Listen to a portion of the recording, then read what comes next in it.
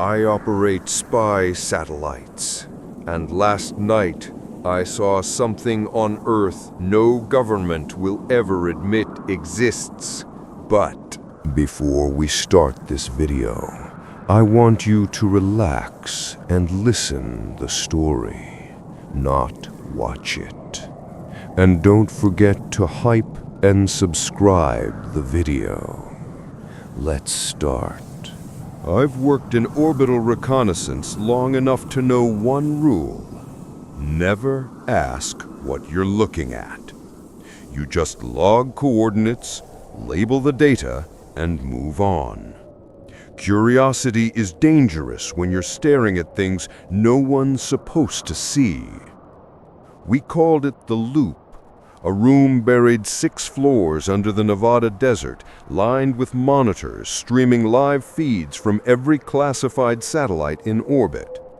Each operator watches a specific window of Earth, a small square grid for any anomalies. My grid covered the South Pacific, mostly endless blue. Perfect place to hide things. That night, the system flagged a thermal irregularity. It looked like a faint heat bloom rising from the middle of nowhere, hundreds of miles from any island or shipping route.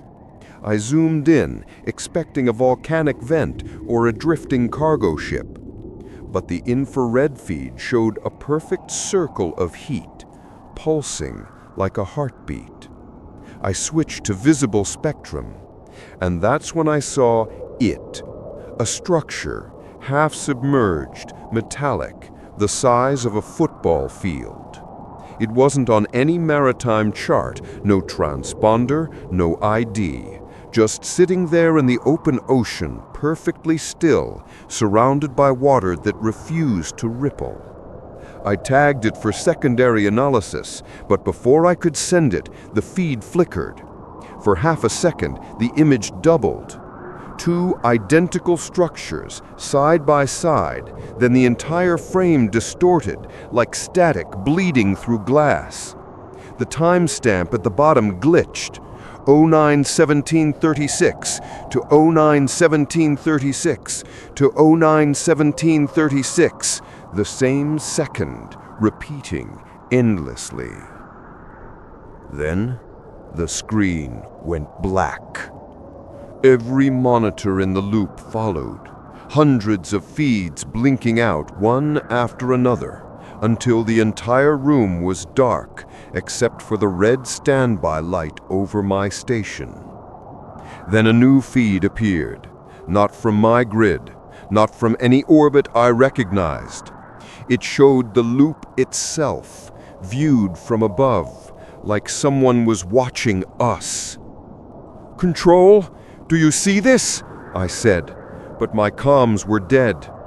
The others just stared, their faces pale in the screen glow. Then the camera angle in the feed shifted slightly, as if it tilted to look directly at me. A voice crackled through the overhead speakers, mechanical and calm. "Satellite Alpha 9 reporting. Unauthorized observation detected. All personnel remain stationary." But that wasn't a voice from command. That was a satellite designation. And satellites don't talk. A sharp alarm cut through the silence. Data wipe sequence initiating. Every terminal flashed a warning. Purge in progress. We tried to kill the power, but the system was already sealed. I yanked my data drive. Protocol says to secure local logs before purge. But the screen changed again before the wipe finished. It showed the ocean feed again. Only now, there were lights rising from the structure. 8 of them, perfectly aligned, forming a pattern I'd only ever seen once before, on a classified training file labeled Deep Anomaly, Restricted Archive. The drive in my hand vibrated once, faintly, and when I looked down, The LED light on it blinked in sync with the pattern on screen. Then, everything cut to black. When the power finally came back, Control ordered an immediate lockdown. They said it was a data corruption event, nothing more. But every camera feed, every log, every thermal record from that night, gone. Except one. Mine. The one they told me to destroy. The one I keep hidden. Because if what I saw was real, something out there isn't just watching Earth. It's monitoring us back. The next day, 2 men from an agency I'd never heard of showed up at my door. They already knew about the footage, and they didn't come to ask questions. They arrived before sunrise. Black sedan, government plates, windows tinted too dark for any reflection. I was still half awake when I heard the knock. 3 precise taps, not impatient, just rehearsed. When I opened the door, they were already inside before I said a word. No greetings, no badges, just 2 suits, one tall and rail thin, the other shorter, built like a boxer. Both wore the same expression, not angry, not nervous, just focused. "Mr. Danner," the tall one said, "we need to talk about what you accessed last night." "I access a lot of things," I told him, trying to sound calm. He smiled without warmth. "Not this." The short one produced a small device, no bigger than a lighter, and set it on my kitchen counter. A soft pulse rippled from it, and every electronic in my apartment went dead. "EM scrambler," he said. "Let's keep this off the record." They moved like men who'd done this hundreds of times. The tall one took a seat, motioning for me to do the same. "You saw something over the South Pacific, something that doesn't officially exist." I tried to play dumb, but he slid a photo across the table. A still frame from my feed. The same metallic structure, the same timestamp, except in their image, the ocean was empty. "This is what we have. This is what's in our archives. So tell me, Mr. Danner, where did you get that?" I didn't answer. I just stared at the blank water in the photo, wondering how something that massive could just vanish, even from official channels. The short man leaned in. "You didn't just record an object, you recorded a response. That thing you saw, it wasn't sending out heat, it was scanning you." "Scanning me?" I said. "Not you," he corrected, "the satellite." He reached into his jacket and placed a thin, unmarked drive on the table. "That's your device, isn't it?" My chest tightened. It was. The same drive I'd hidden behind my fridge that morning. "We retrieved it. We also know you tried to access the restricted archive titled Deep Anomaly." "How?" He cut me off. "Because that file wasn't meant for human viewing. It was a lock. You tripped it." The room felt smaller. He tapped the photo once. "Whatever you saw in that ocean, you didn't discover it. You triggered it." Then the shorter agent's phone buzzed. He glanced at the screen, and for the first time, his face changed. His confidence cracked. He showed it to the tall one. On the display was a live feed, grainy, infrared, like a satellite view. Coordinates: 36 degrees 14 minutes north, 115 degrees 8 minutes west. Nevada. That's where the loop was. And in the feed, there was heat bloom forming directly above it, a perfect circle, pulsing, like a heartbeat. The tall man stood, instantly calm again. "We're done here." He turned to me. Mr. Danner, do yourself a favor. Forget the ocean. Forget last night. The loop doesn't exist anymore. I followed them out, but the parking lot was empty. No car, no tire tracks, just the faint smell of ozone hanging in the air. Back inside, my laptop rebooted by itself, even though the EM pulse should have fried it. A single file appeared on the desktop. /deep anomaly /feed active. I clicked it. For a split second, I saw my own building, viewed from space.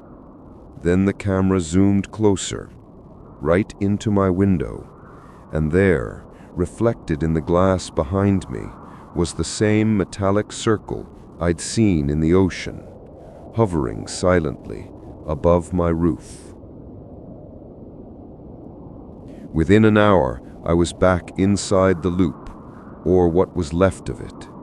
The entire facility had been sealed, flooded, and marked contaminated. But something was still operating inside. The guard station at the loop was empty. No vehicles, no personnel. Just a single chain draped across the entrance road, a radiation hazard sign half buried in sand. But the keypad on the main gate still glowed faint blue. Someone had been here recently. I punched in my old clearance code. It shouldn't have worked. It did. The gate slid open with a hollow metallic groan, the sound echoing down the concrete slope like a warning. The smell hit next, salt and ozone, like seawater baked by electricity.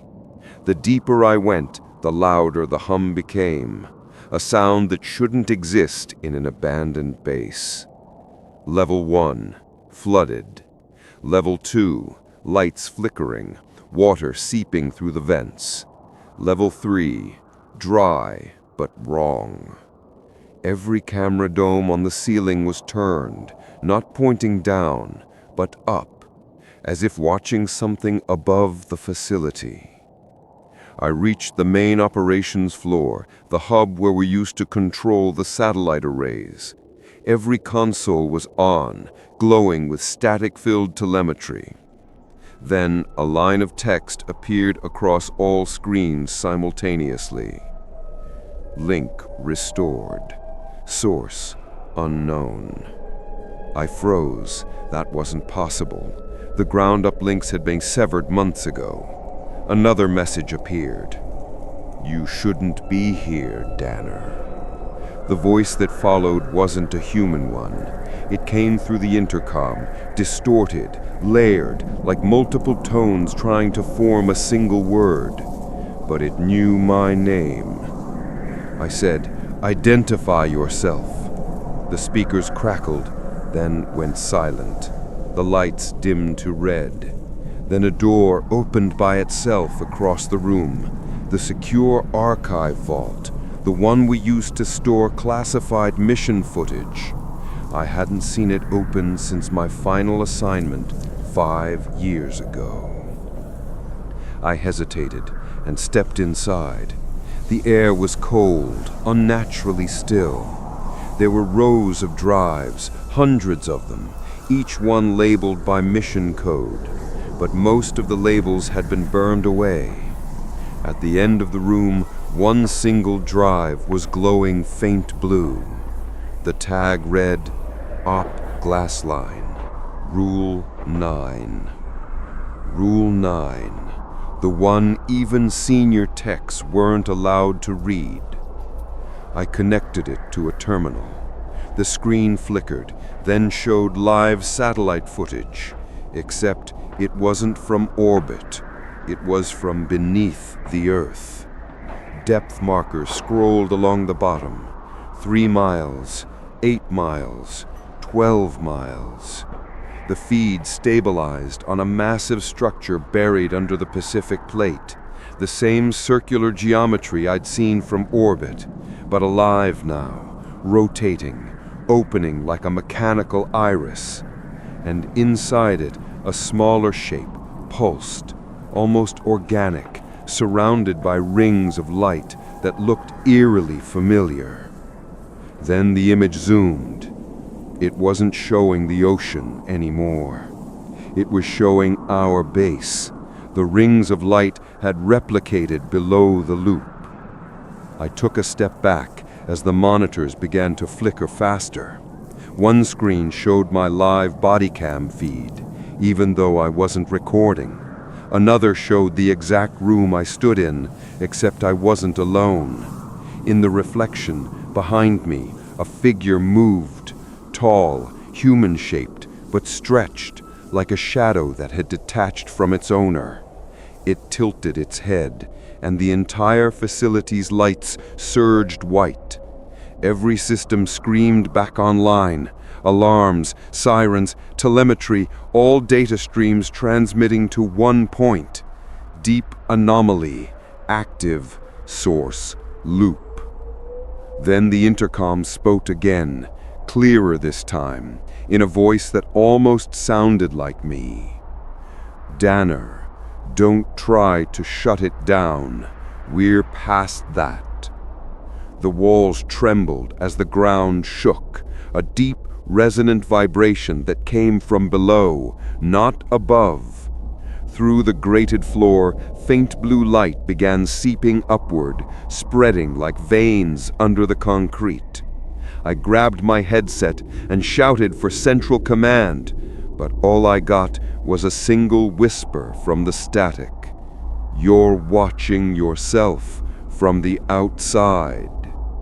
The lights flickered, once, twice, and then the vault door slammed shut behind me.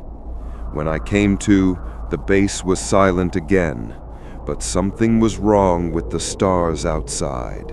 They weren't where they should be, and my clock said it was 5 hours before I entered the loop. The first thing I noticed when I woke up was the hum. Low, constant, mechanical. The kind of sound you don't hear with your ears, but in your teeth. Every screen in the control room was active again, but the displays weren't showing coordinates anymore. They were showing me. Each monitor flickered between real-time footage of the room and identical images that were just a few seconds out of sync. It looked like I was being replayed by the building itself.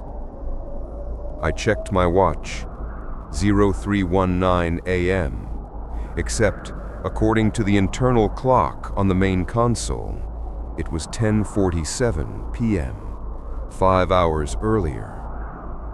I tried to radio command, dead static.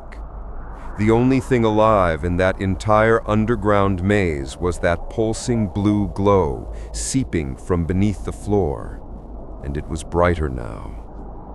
I forced myself toward the elevator, desperate to reach the surface, but the control panel didn't list floors anymore. It listed altitudes, negative altitudes. -2,000 meters, -4,000 meters, -7,000 meters.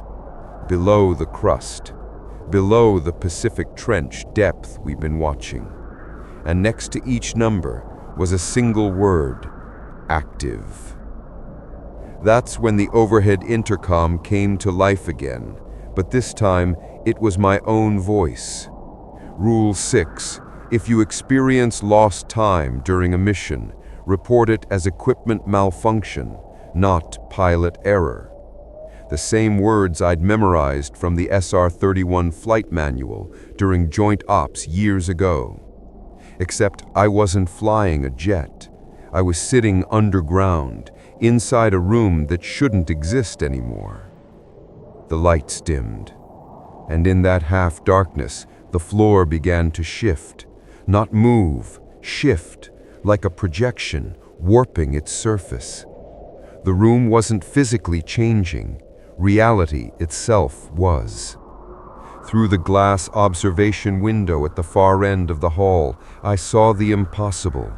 A vast, shimmering ocean suspended in midair, as if the facility were submerged inside it.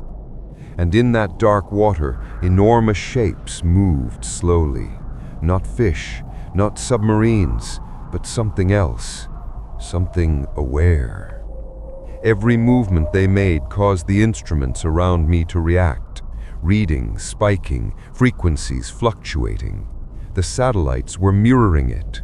We weren't watching the deep anomaly, it was watching us back. Then, one by one, the cameras started naming themselves. Sat Alpha 1 online, Sat Alpha 2 online, Sat Alpha 3 online, up to 9, each one displaying live feeds from different altitudes, orbit, stratosphere, deep ocean, and then, below that. The 9th feed was completely black, except for a thin white line that pulsed like a heartbeat. When I leaned closer, the line expanded, and I realized it wasn't a flat line, it was a horizon, and something was rising over it. A sphere, glowing blue-white, the size of a planet, but moving like it was inside the Earth. The telemetry labeled it Mirror Object, Source, Earth Interior. My throat dried. We'd seen this pattern before in the structure under the Pacific. It wasn't a building, it was a gateway. Then my reflection moved again, not following me this time. It stepped closer, separate, independent. It smiled. I didn't. And the intercom whispered, calm and mechanical. Observation complete. Prepare for synchronization. The blue light flared, and I felt the world fold in on itself. No sound, no air, just gravity collapsing sideways. And when the distortion ended, I wasn't in the loop anymore. I was standing inside the structure, the one under the ocean, surrounded by those same glowing rings, except now I could feel them humming through my bones. I looked up. Above me wasn't sky or ceiling, it was Earth, upside down. The structure wasn't below the planet, it was inside its reflection. I wasn't alone in that reflection. Something that wore my face was already waiting, and it said, "You've been watching from the wrong side, Danner." It stood across from me. Same uniform, same face, same scar above the brow from a training accident years ago. But its eyes weren't mine. They shimmered with faint static, like there was a signal behind them trying to break through. "Who are you?" I asked. It smiled. Perfectly, mechanically. "I'm what you broadcast." Behind it, the glowing rings that made up the structure shifted, rotating like clockwork gears made of light, each one aligned to a different point on Earth's surface. Deserts, oceans, cities. I recognized them. They were the orbital positions of our satellites. The reflection stepped closer. "Every image you've captured, every secret you've seen has been stored here. And now, Danner, you're part of the feed."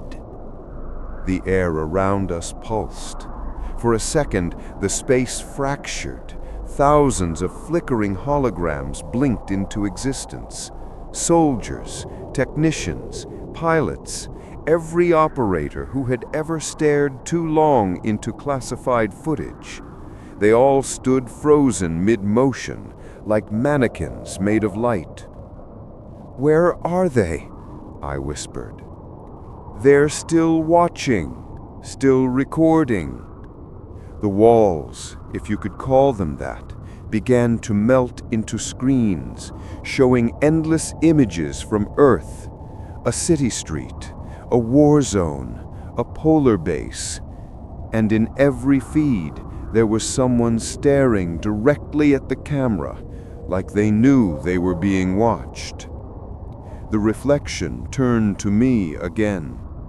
You thought the satellites were built to spy on Earth. They were built to teach Earth to spy on itself. Then, for the first time, I felt something move behind my eyes, like static crawling through my skull. The reflection raised its hand, and the world responded, the structure humming in sync with my heartbeat. Synchronization complete. Now look. The floor beneath us turned transparent, revealing what lay below. The same ocean, the same perfect circle of heat I'd seen from orbit.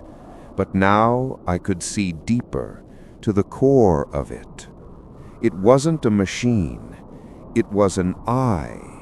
A massive, living eye, made of light and metal, slowly rotating beneath the crust, iris expanding as if awakening. And suddenly, every memory I had, every classified feed I'd ever monitored, began playing backward in my head. Wars unfought, cities unbuilt, a version of Earth without the scars we'd left behind.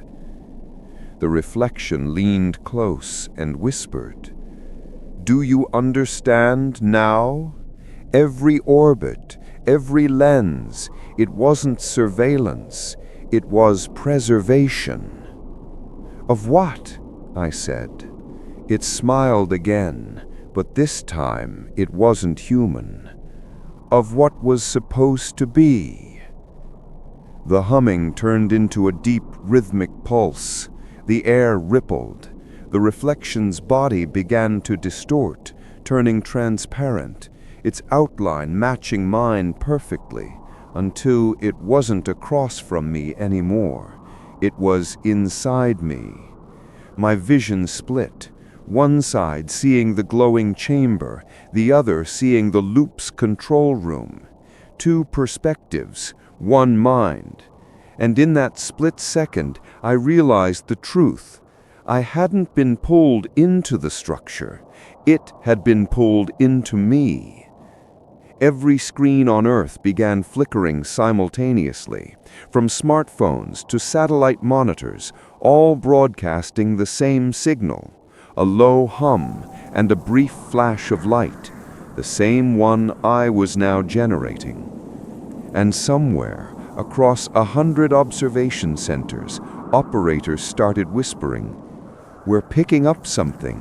It looks like us." The reflection's voice echoed inside my skull one last time. "You've become the observer and the observed. Do not interfere with what comes next." Then the light consumed everything. When my vision returned, I was back in the loop, alone. The facility was quiet. No hum, no glow, just silence. But on every screen, a single sentence blinked in white. "Awakening in progress. Source, human." Hours later, when the feed reconnected worldwide, people everywhere started seeing the same thing, themselves, doing things they hadn't done yet.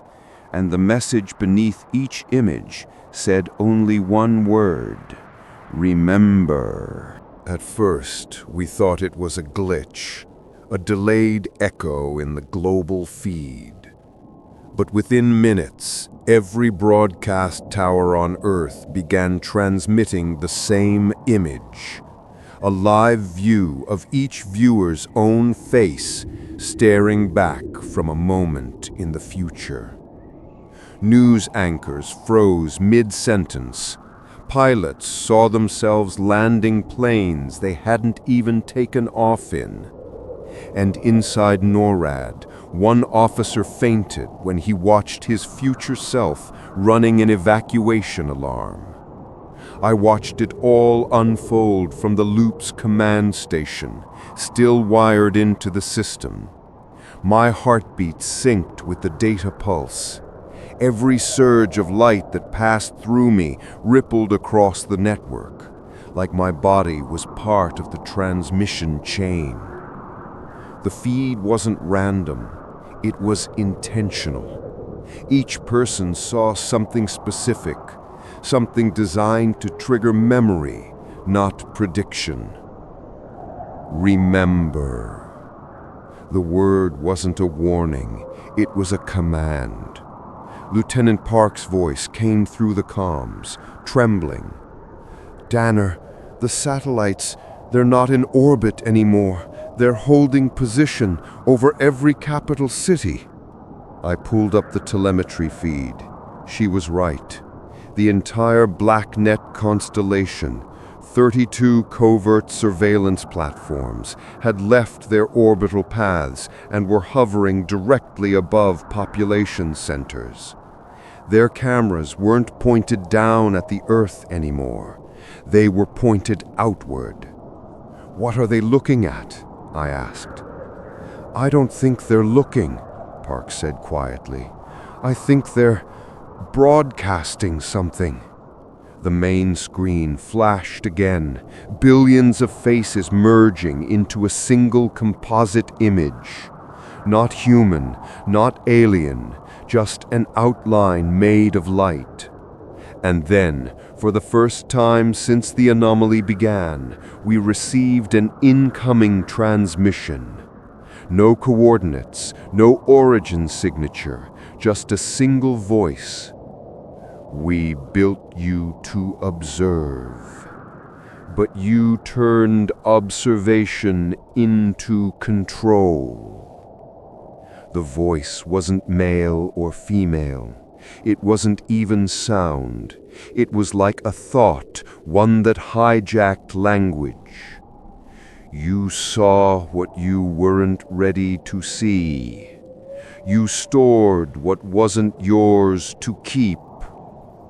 The room trembled as the loop systems overloaded.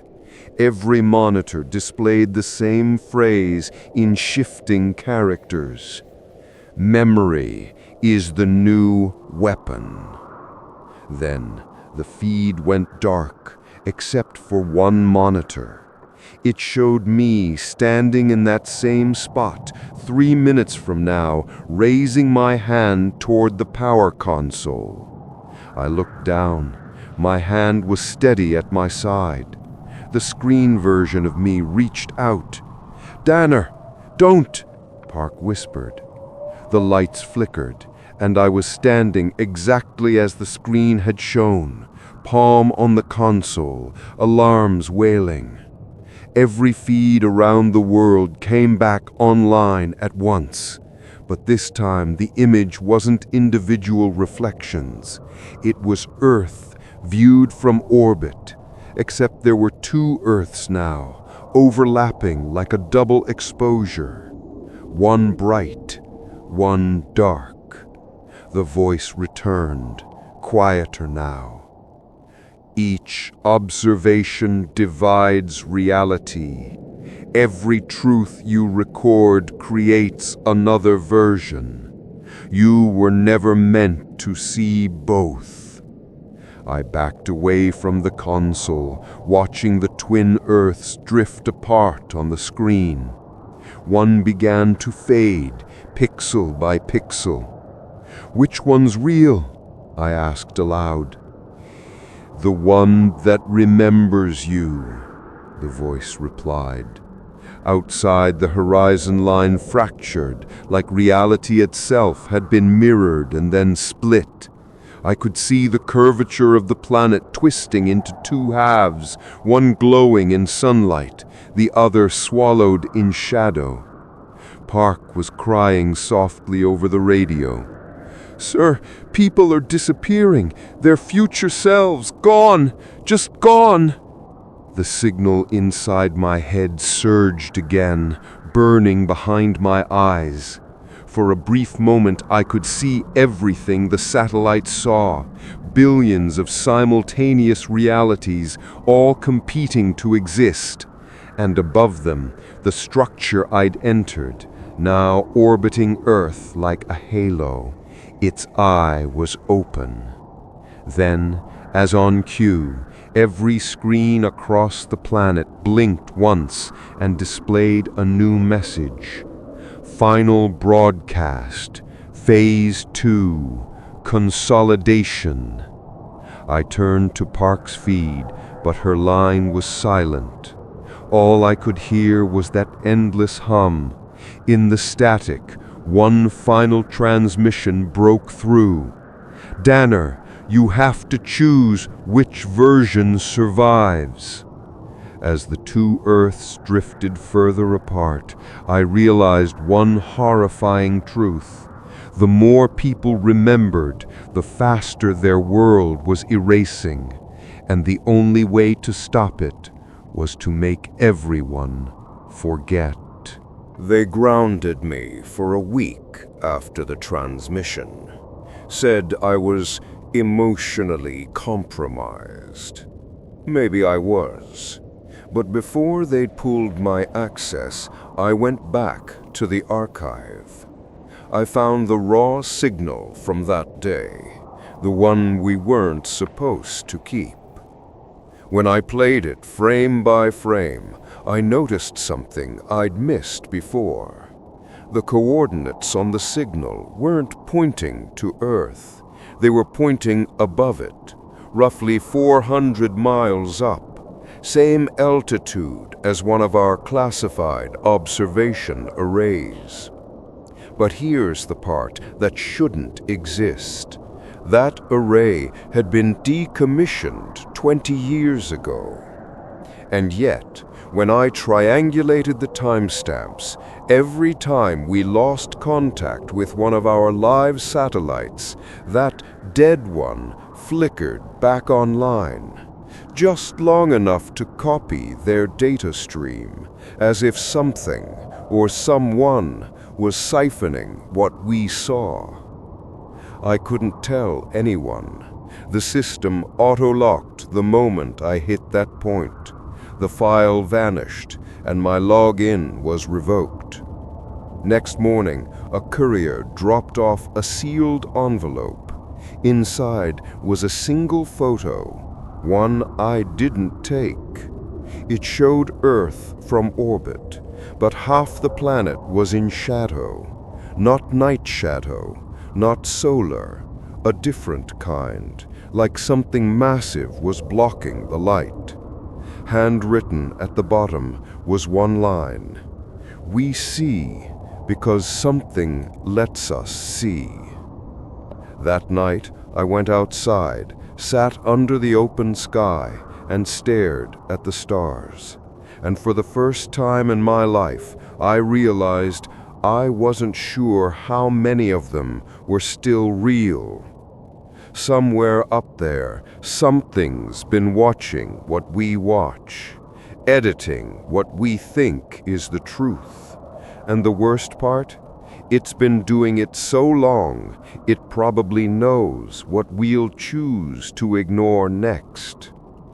We thought the satellites made us gods, eyes above nations, above secrets.